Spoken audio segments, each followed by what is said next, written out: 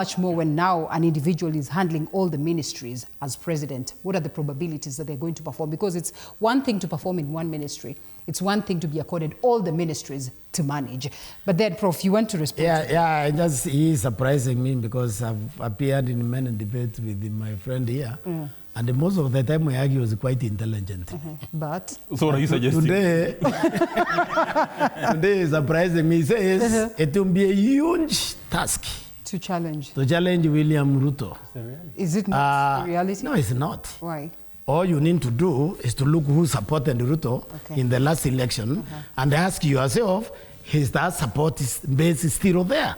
So the biggest supporting base for William Ruto in the last election was the Mount Kenya region. Right. This Mount Kenya region left William Ruto 5 months after forming the government. Kachagwa right now is just following them. They left. Now, the other support was actually young people, the Asolas. Because William Ruto brilliantly marketed himself extremely effectively as somebody who is going to solve our problem created by politicians for 60 years. And we saw him as a liberator. Right. Is he still having that in generation? Perhaps not. The other group is the church, supported Ruto heavily. How many church people have you questioning whether they made the right decision?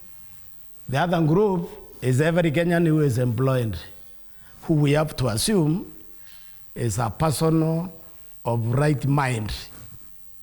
It's a sane person with the attack on what is actually your property, because I don't understand about this court. Because the personal property is protected by law. Your pay slip is actually your personal property. The court also seems to have abandoned these people. Now, these are like 3.4 million or 3.6. Tell me, which Kenyan who has gone in this three housing nonsense, which, I mean, I'm calling, I'm using, I wish Prof can be... Let me use a better term. No, I mean this, Prof. I wish if you just take shorter. Let me take shorter. That issue of William Ruto being smart must be properly prosecuted here for your viewers. So what I'm trying to say is that when you take all that together, you realize it is actually William Ruto who has a big job to do to reclaim his constituency. It's not the challengers. And the number of presidential candidates is an indicator that the people feel this seat is vacant, they can get it. But all right, briefly so that we come to Mahesh. All I wanted to say is... And I want to be fair to him because it looks like he's the only one who's I've always referred William Ruto as Messi.